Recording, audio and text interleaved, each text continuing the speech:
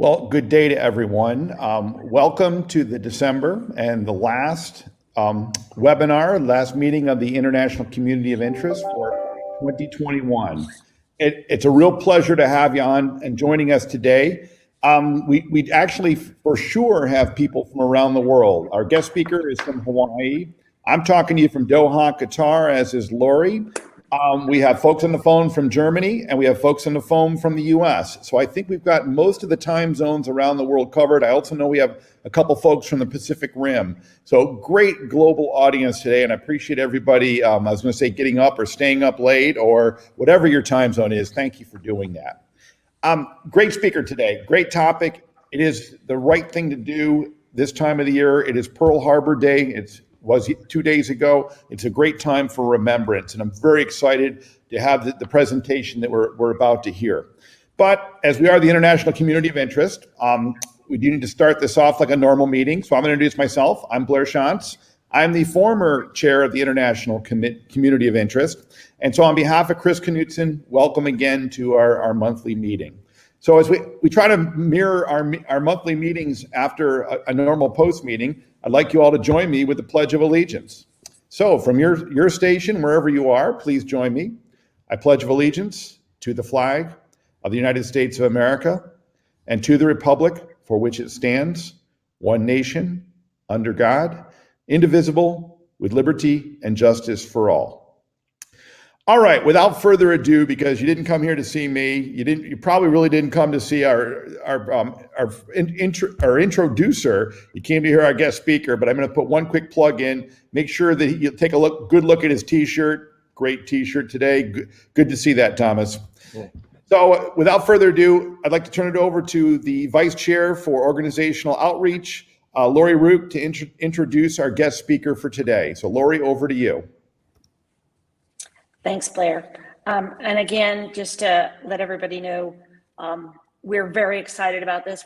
We had one a year ago for Veterans Day, and we are now for Pearl Harbor Remembrance Day. So I want to introduce Thomas Sowell. He's the Chief Engineer for the American Battle Monuments Commission, ABMC. He joined ABMC staff in July of 2002. Sounds like a long time ago, but I guess it is 20 years now. And having served 6 years as Director of Engineering and Maintenance and as a region headquarters located in the suburbs of Paris. He is the Chief of Engineering and Strategic Plans. He's also a 1980 graduate of the U.S. Military Academy, where he graduated in a concentration in nuclear physics. He also earned a Master's of Arts degree in political science from the University of Chicago and another from the U.S. Army War College. He's a graduate of the United States Army Command and General Staff College, and he is also an Olmsted Scholar and studied for 2 years at the Political Science Institute in Aix-en-Provence. In France, he's a licensed professional engineer holding a PE from the state of Virginia, and he also speaks French. He was a commissioned officer in the U.S. Corps of Engineers. His first assignment was with the 2nd Infantry and the 2ID in South Korea. Then he took an early retirement from the Army in '96 to work for ABMC. He was actually born in Stuttgart, Germany, at the U.S. Army Hospital there, and he now lives in Connecticut, has 4 kids and 7 grandchildren, but he is coming to us live from Hawaii right off the heels of an amazing ceremony in honor of Remembrance Day, or Pearl Harbor. So he will give a little bit more. So now, Tom, over to you. We're going to go to one more slide. I just want to do a quick poll of who's out there. And so if you can just click on the little button of who you represent and what you want to do and submit that would be awesome. So next slide, please. And Tom, over to you. And thank you again. Well, thank you, Lori, for inviting me, because as you were about to hear, the American Battle Monuments Commission, we are an independent agency of the executive branch of the U.S. government, and yet most people have never even heard of us. And so I think this is just a wonderful opportunity to do a little bit of outreach so people learn about what we do and about some of our sites. But of course, it's really not about us. It's about remembering those who served. And by a lot of the folks who are attending this are folks who did serve. And so we thank you for your service.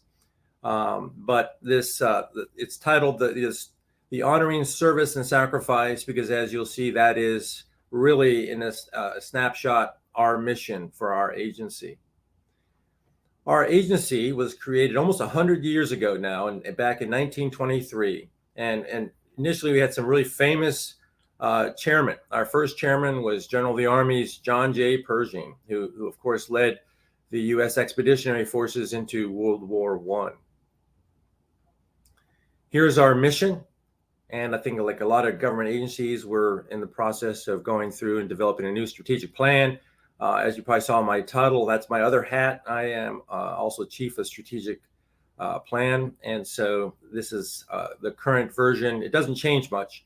But I think one of the key words is we want to preserve the legacy of the service and sacrifice of the U.S. Armed Forces. And so it's about keeping what they did alive in the memory of the U.S. public especially. And so things like this D-Day or not D-Day, but of course the Pearl Harbor remembrance is important, because probably won't be too long if we don't keep reminding folks where we have some generations who don't even know what World War II was.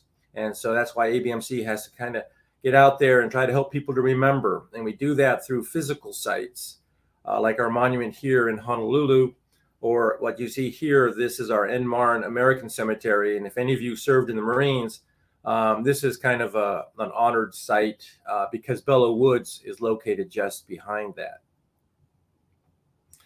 This, in another little snapshot, is ABMC. And we have, you can see like 9 cemeteries and 15 monuments from World War I, a little bit more in World War II, a couple of assorted ones. And what we also do is we memorialize both those who are buried at our sites, like Normandy American Cemetery.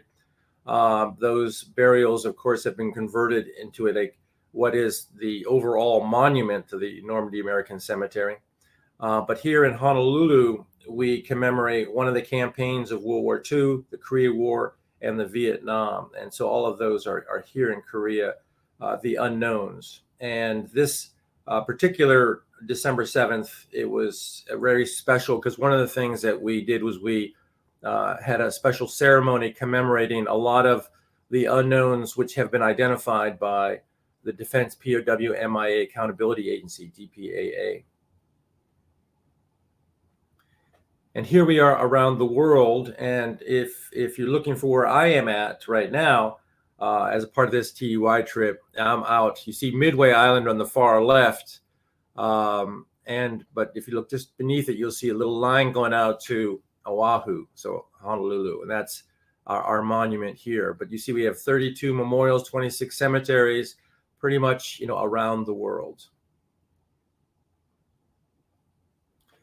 A lot of us, people remember us or know us by our cemeteries, but of course we're really the American Battle Monuments Commission.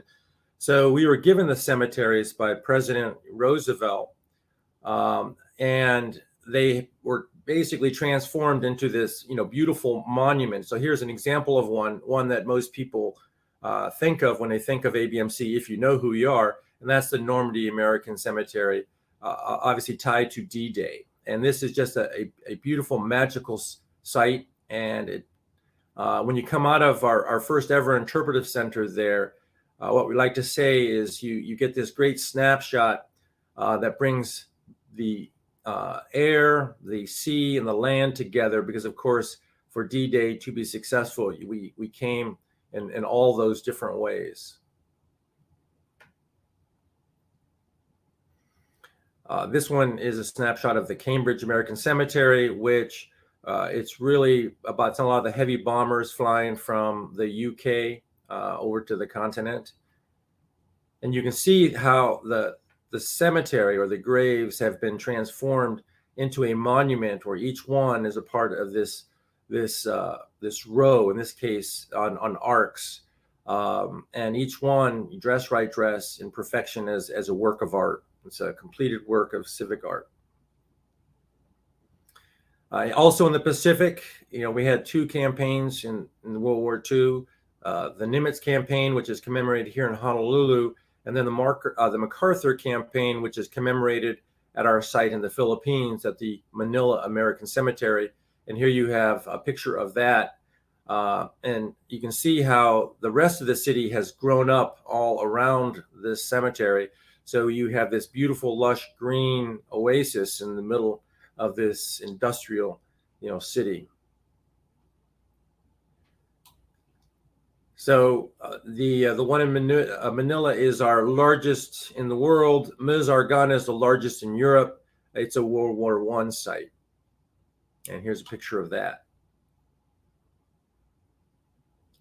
And a couple of, if you will, one-offs. The oldest U.S. National Cemetery in the world is the Mexico City National Cemetery. And this has changed ownership over the years, but now is currently ABMC runs it.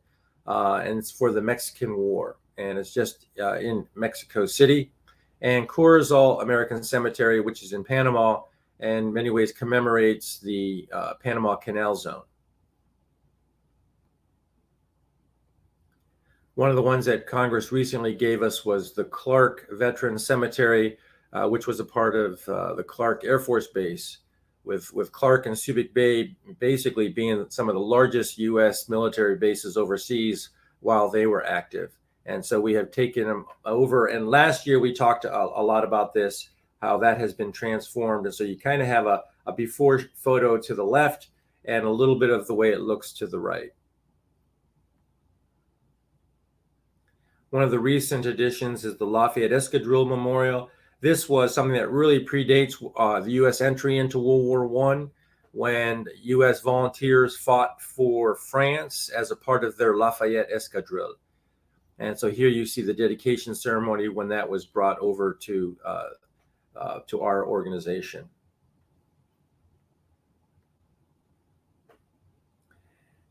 And of course, it really is about the folks who, fought and sacrificed. And so here are some of the names you may recognize for folks who are either commemorated or who are interred at one of our sites. And one of the most well-known, of course, are the Roosevelt Brothers. Quentin was shot down during World War I, and for the longest time, his family kept him on that hillside near our Mizan American Cemetery.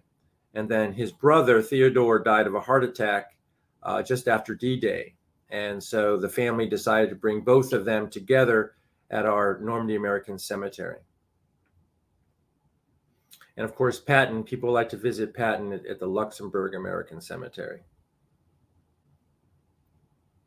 But our name is the American Battle Monuments Commission. And so we were first created to create monuments to World War I and to control private monuments being built around the world. And so here is some snapshots of some of those monuments. So you have on the left 2 World War I monuments that are in France. And of course, the one here in Honolulu. If you've ever had an opportunity to come to the Punch Bowl, the National Memorial Cemetery of the Pacific, when you enter the volcano, you see this magnificent memorial that pops up in the background, and that's our memorial. And the rest of it looks like picnic grounds almost. Of course, you shouldn't be picnicking there, but the flats kind of hide all the burials. But it is a wonderful site if you ever have an opportunity to come. Pointe Hawk and the Ranger Monument there, it's well known. And instead of being dress right dress and, if you will, a wonderful completed work of civic art, it kind of has been left, and you still have the craters caused by the bombing and the naval gunfire. And just recently, ABMC inherited the Battlefolds Memorial in Belgium. And so here's a snapshot of that. ABMC is still trying to figure out the path forward on this and how we're going to renovate and bring it into the folds. ABMC built what used to be called the AEF, the American Expeditionary Force Memorial in Pershing Park, which is near the White House in DC. And recently, which really started with the centennial of the World War I, we had legislation that was passed to create this National World War I Memorial. This is being wrapped up. This big bronze statue that you see to the right, which is going to be near this fountain, it is being completed. It's going to take a couple of years, and then when that is done, it's going to be installed, and that park will be finished. And the ABMC will, instead of just passing it over to the Park Service, the ABMC will be a partner with the Park Service in the maintenance of that to help try to ensure that it stays in wonderful condition. One of the things that we learned when we built the Normandy Interpretive Center was that as the generations go by, we tend to forget the legacy of what they did. And of course, that maintaining that legacy is our mission. And so ABMC had to pick up and do a better job of helping to tell their story. The Normandy Interpretive Center was the first of making certain that happens. So here, you have the paradigm shift that when people lived through World War I or World War II, of course they knew. You had grieving mothers, wives and families, and even folks who served with those individuals who fell on the battlefield. And so there was no explanation that was really required. But over the years, that has changed. And it's important to tell that, because often now, if you don't tell that story, folks will visit our sites and they'll make the comment like I did for Honolulu, oh, this is a wonderful picnic grounds. And it's not. It is hallowed grounds because those who served and sacrificed.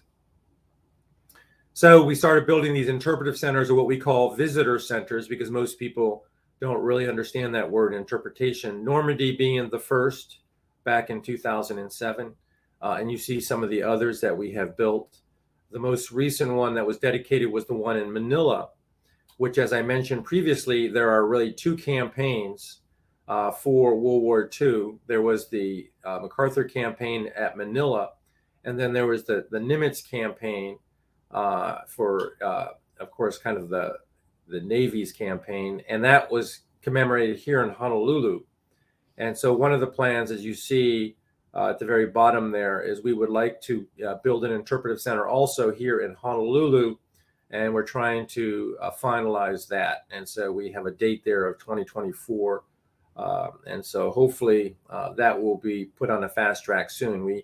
Congress has already given us most of the funds for that. So we have high hopes that will be kicking off soon. But here are some snapshots. The Normandy American Cemetery. It was our first, and it's old enough now to where they've gone through and completely redone all of the exhibits. The Manila American Cemetery is the most recent. And the Lafayette Escadrille is one of the monuments that we inherited. And you have a crypt beneath it, so it's also a cemetery. And this interpretive center was put in the old caretaker's building. And there you see basically a replica of a World War I plane that has been cut in half and put on a wall. So it's just this really beautiful spot. It helps to tell the story and the significance of what they did. But not only, for the folks who visit our sites, but it's also how do we reach out to those who don't have that opportunity. And so there's a whole education program now that ABMC has engaged in. And this is getting out to our educators in our country and providing them materials that they can use to help teach the students about what they did.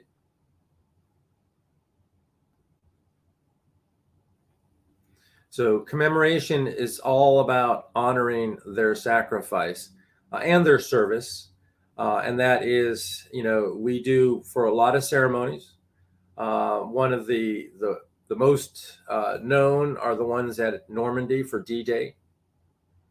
And here are a couple snapshots of that. And so you have a veteran in the bottom. And one of the things I get to do, because my real office is near DC in Arlington, Virginia. And one of the things I get to do is participate in the honor flight program. And I don't know if everyone understands what that is, but basically we fly our veterans, into DC to see their memorial. And it really started after the ABMC built the World War II memorial. and it has been going strong ever since. And unfortunately, we've lost most of our World War II veterans. And so now we are really doing the Korean War and the Vietnam War. But it is a real special opportunity if you ever have an opportunity to participate in that, because ABMC, we build our sites and our monuments and we commemorate at a national level. But when you are escorting or being a guardian for a veteran, you are now at that individual level. And that's where it all really makes sense. Just being able to do that, it leaves you with this wonderful feeling, a sense of accomplishment, and they just appreciate it so much. And so you have it at two levels here for me. I get to see it at the national level with our ceremonies and the things that we build and maintain. But I also get to participate and see it at the individual level with the Honor Flight program.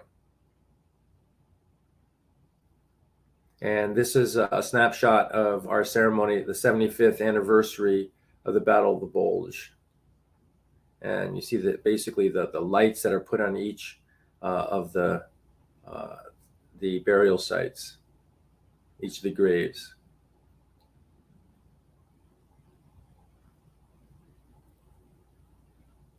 The big thing, we use as kind of our motto is what General of the Armies, our first chairman, John J. Pershing, said, and that time will not dim the glory of their deeds.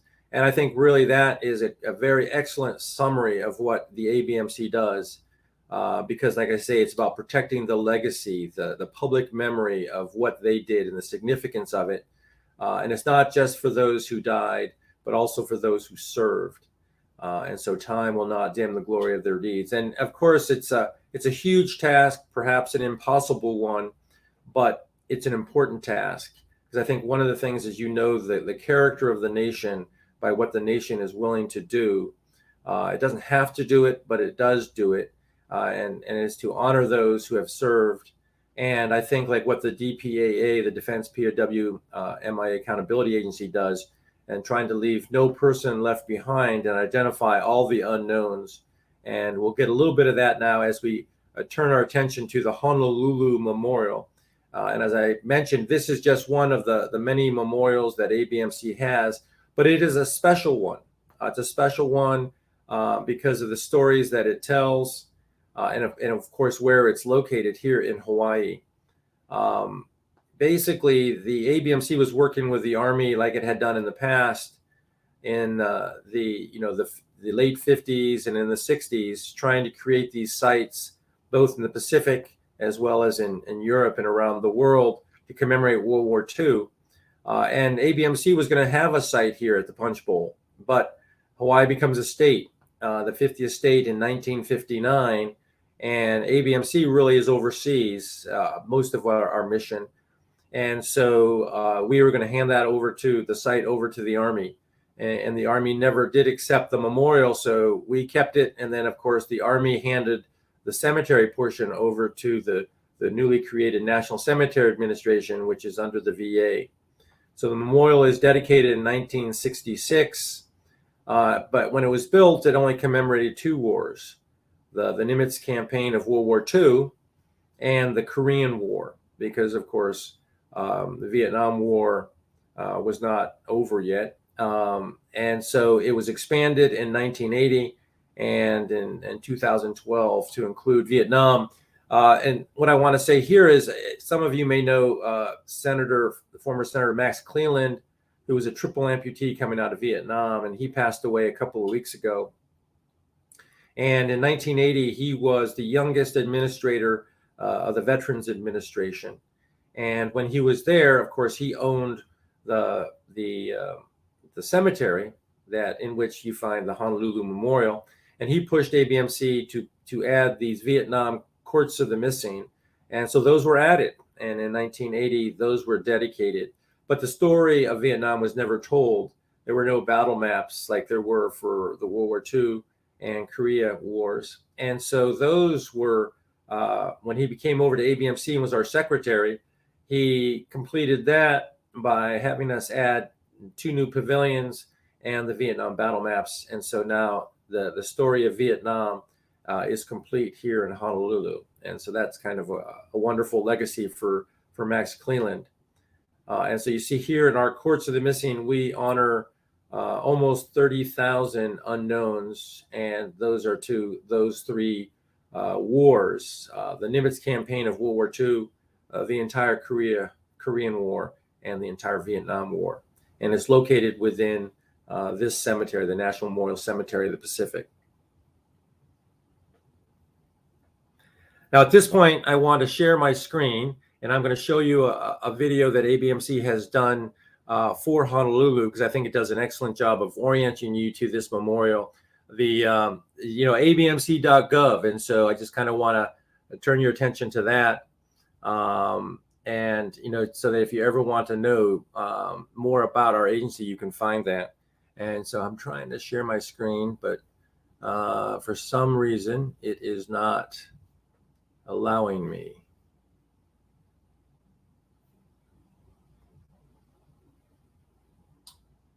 I don't have the option of clicking. I clicked on share or screen, and the share button is not active.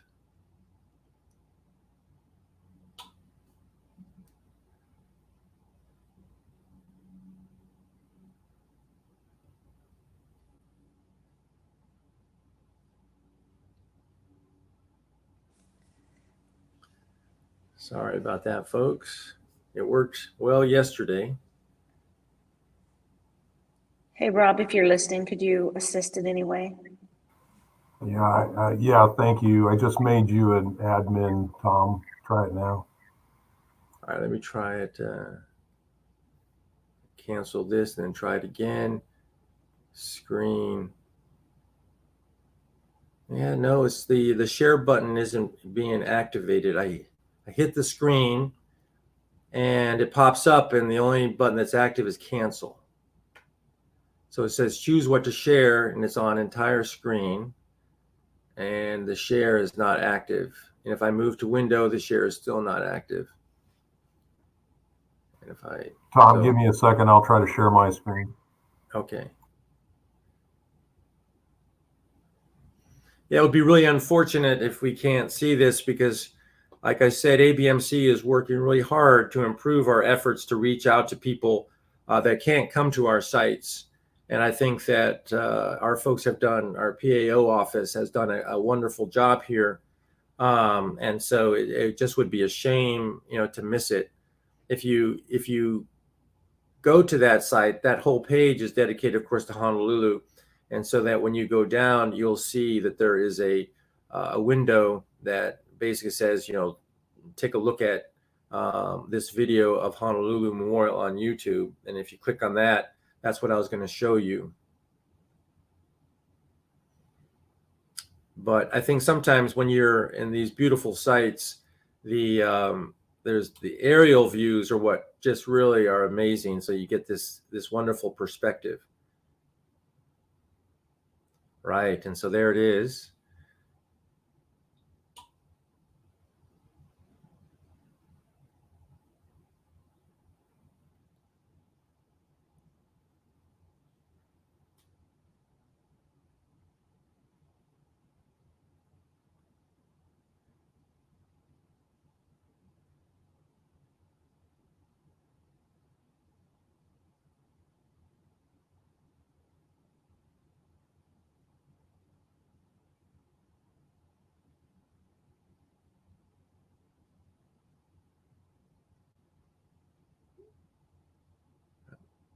I don't hear any sound, but in any case, that's our memorial. That's a ceremonial tent down below. This is Honolulu, and you see the Punch Bowl Cemetery. You're looking down into a volcano crater. And here you're in basically the galleries for the battle maps. Lady Columbia, the sacrifice dedication stone.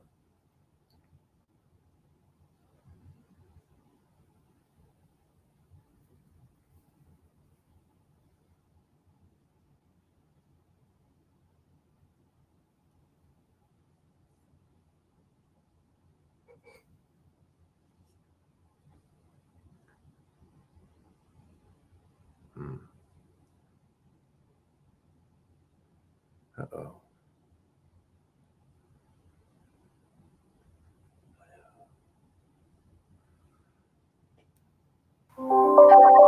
Go ahead, Tom.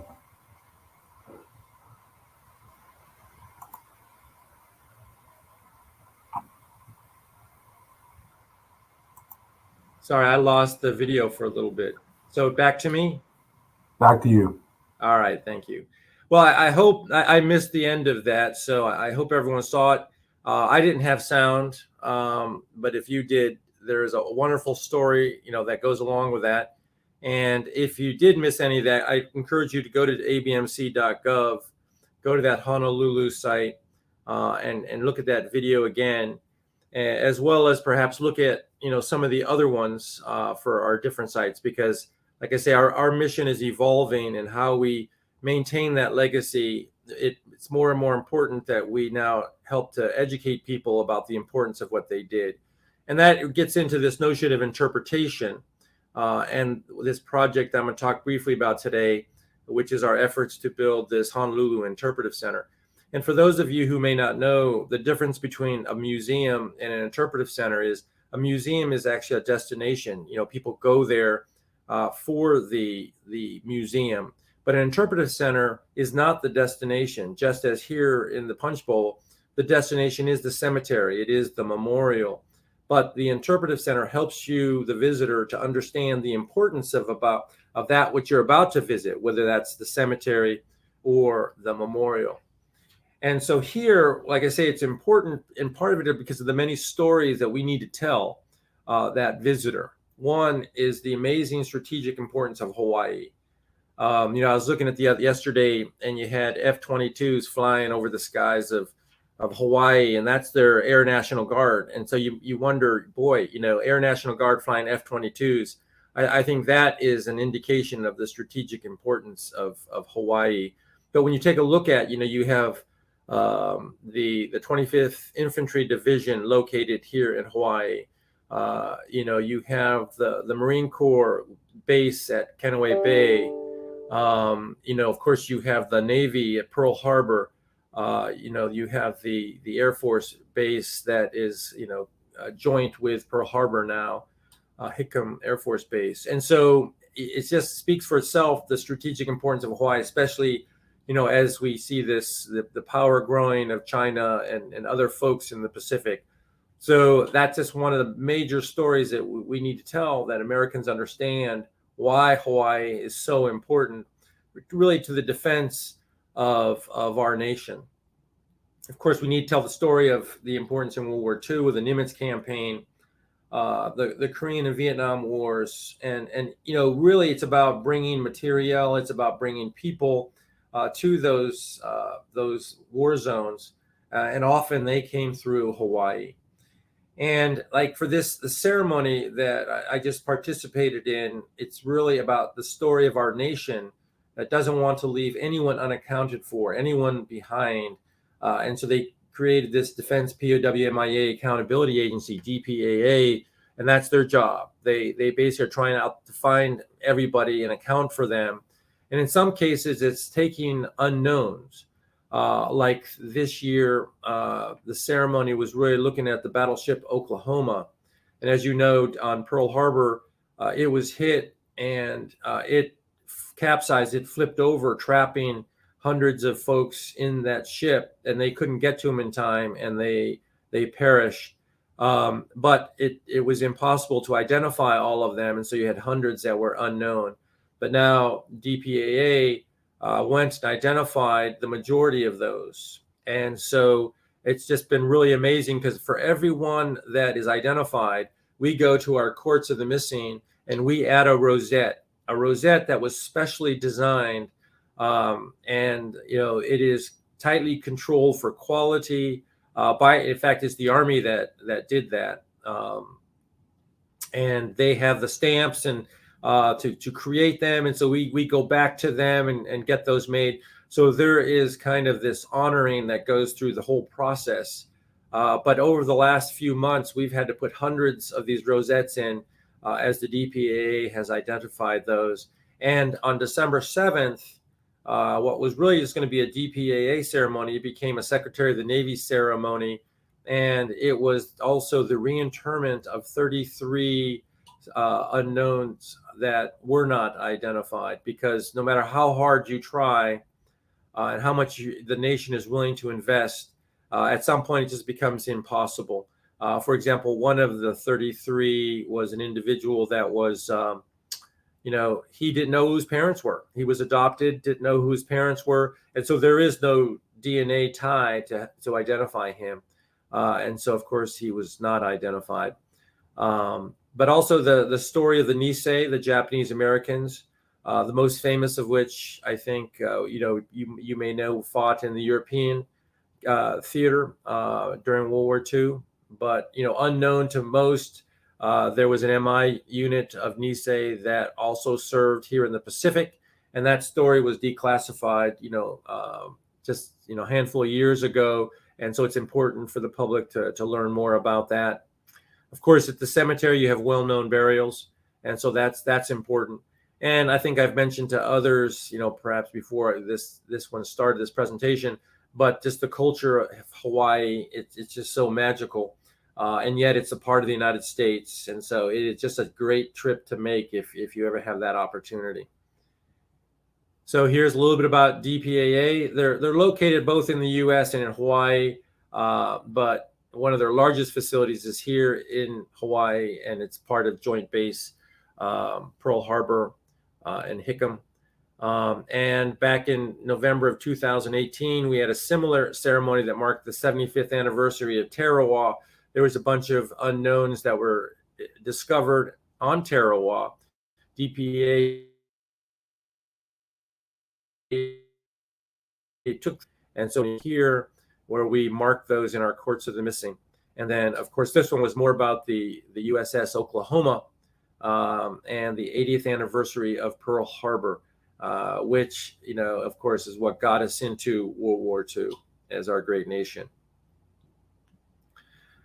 So the site location for this interpretive center, this is just a map that orients you to the Punch Bowl if you're not familiar with it. So you see kind of the center bottom, that area there, Pearl Harbor. And if you move to the right, you see Honolulu, and you see this little green circle to the right of that with Pali Highway cutting across east to west, heading out towards that Marine Corps base at Kanawai Bay. But you see that little green area, well, that's the Punch Bowl. And here it is, a little aerial view. You see the memorial there to the upper left at the 10, 11 o'clock position. And so when you turn that corner and you enter the walls of the volcano, you see this green, wonderful interior of volcano. And in the background, you see the ABMC Memorial, the Honolulu Memorial. And that's right now is the site that we're looking at to build an interpretive center, is right there as you turn the corner and you have that first glimpse of our memorial. The plan is to build a 5,000 square foot facility there. This is kind of a view of what you can see from that site as you look out back over towards Honolulu and Waikiki. So you can see the Pacific Ocean in the background. And this is another view of that as you're kind of exiting the interior gate there. And this is kind of a massing diagram that kind of shows you what that building might look like. The plan would be to bury as much of it so that it is unobtrusive and that you don't see much of it. Here are some of the challenges of building it there. Of course, it's a cinder cone volcano with steep slopes. Some might call them almost like cliffs. And so that's going to be tough to build a facility there. We have really the access into the Punch Bowl volcano and into this site. It's just this small road going up, and we have to build an interpretive center next to that and give people access to it. Parking is always a problem, especially when you factor in security aspects and the challenges of allowing people to park around or on top of your facility. There's also challenges, the cultural and historical aspects, it's important. But when you get into historic preservation, as most of you probably know, that's a challenge. And so it's a historic landmark in Hawaii. They believe that King Kamehameha, who is the one who united the Hawaiian Islands, that one of his great battles, he started from that site because he had a temple that was built there. And so it has great cultural significance, and of course scenic, because in the backdrop you have Diamond Head. And Diamond Head, for most folks, they when they see Diamond Head, they know it's Oahu, it's Waikiki. And so it's all about reducing the visibility of that building. This is a snapshot of the admin center that the National Cemetery Administration built, on that slope of the cinder cone, the volcano. And so basically you can see how they had to build it, but they had a lot more flat land than we would have. So our challenges are even greater. But of course, we do have the partners. ABMC has no employees here in Honolulu. We really count on the U.S. Army Corps of Engineers, so a big thanks to them. They've had a historic relationship with us ever since we started building this site back in the 1960s. They are there as a partner side by side. I was talking to them yesterday for the future projects. And so we could not do what we do if it wasn't for the U.S. Army Corps of Engineers. So a great thanks to those, and for any of you who may have served with them. And of course, our partners on site, the National Cemetery Administration, it is their cemetery. I think one of the things that people would have a challenge identifying is the difference in missions. And there are different American Monuments Commission and the VA, or the National Cemetery Administration. And so sometimes we bump heads a little bit, because for them it's about honoring that veteran at that final burial. And so that is so key to them, and it's important to us also. But for us, our mission is about ensuring the legacy of what that individual and everyone else who served and what they did. And so there is a difference in those two missions, and sometimes we bump heads a little bit. This is a little bit about the program I had mentioned. We're looking at exhibit space about 4,000 square feet, and then about 1,000 square feet for administrative spaces. So 5,000 square feet on the slope of a cinder cone volcano. So that's a challenge. And as a final reminder, the motto of ABMC, that time will not dim the glory of their deeds. And so once again, thank you for inviting me to participate in this year's presentation, because if we can reach out and touch people and they understand a little bit about what ABMC does, but more importantly, what the members of our armed forces have done in the past to keep our country great, that is just a wonderful opportunity. So thank you. And I guess at this point, we'll open up to see if anyone has any questions. Thank you so much, Tom. We do have a few questions. I'm going to ask one of my own first, just because it's an architecture question. When you guys do these memorials or these designs, do you guys hold design competitions to do that? Or how do you get your AE firms that do these designs for you? Yes, we do design competitions in the vast majority of the cases for anything really, significant. If you take a look at, say, the World War II memorial that we built in the mall, or we also built the Korean War Veterans Memorial, there is a nationwide design competition where architects come forward with their ideas of what they would like to do, and then an idea is chosen. Now, of course, especially when you're talking about DC in the mall area, there are so many government agencies that weigh in on that the final design is usually far from the initial design. But we work with all those different agencies, and we do believe that the final product is good, that there's value added. But yeah, it's usually a design competition, and if it's very significant, like those national memorials, then it's a nationwide kind of competition. And is that information on your website or is it found, or do you guys solicit? How would somebody who is interested in that go to the next step? Yeah, I think, we do, of course, it's our procurement folks who do that, but I think, we would advertise it probably on the websites. Sometimes, if say, for example, when we're talking about building even like the Interpretive Center, which is more administrative, and it's not really this, a design like it would be for a memorial, then that is a little bit tighter. And so the Corps of Engineers has handled most of those competitions for us. And so they competed internally in their organization and with folks that they have worked with in the past or that they might have on some form of a retainer. That is a little bit different than when we talk about a monument or memorial. I don't know. Does that answer? It does, and it segues nicely into the next question. Who Blair asked, "What is the difference between a burial and a memorialization?" Right, and so of course, a burial would just be that physical act of burying remains. But I think those remains, and in most people's minds, that it gives it a sacred nature. Because a picnic area, like I've mentioned, a little bit tongue in cheek, is not a sacred area. But as soon as you have a burial there, then it gives that whole area a kind of a sacred nature. So I think, for example, when we look at the 80th commemoration and the December 7th ceremonies, you had the one at 7:30 there on Pearl Harbor, right, in front of the USS, well, the Daniel Inouye that was going to be dedicated the next day.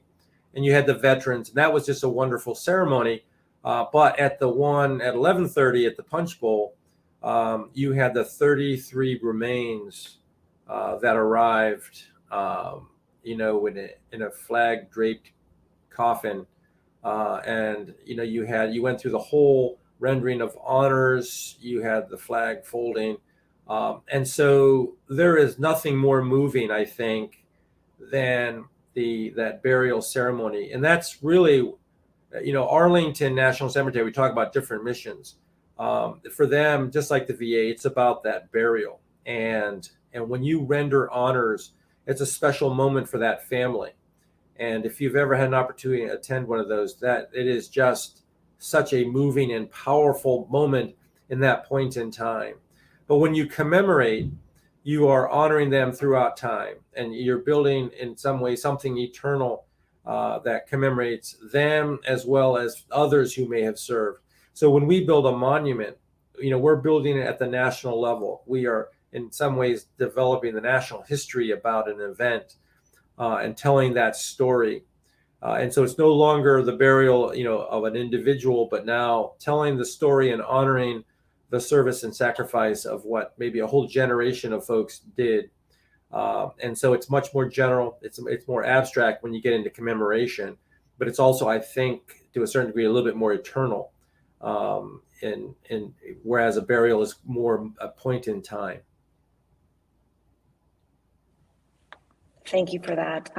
That is the last of my questions, or any questions that came up. So I just want to thank you very much for your time today and for the briefing. And I'm just going to go out there and say that look forward to another ping from us about October of next year. So put it on your calendar again. Maybe you guys are doing something interesting, or you could give us an update of how the memorial's going.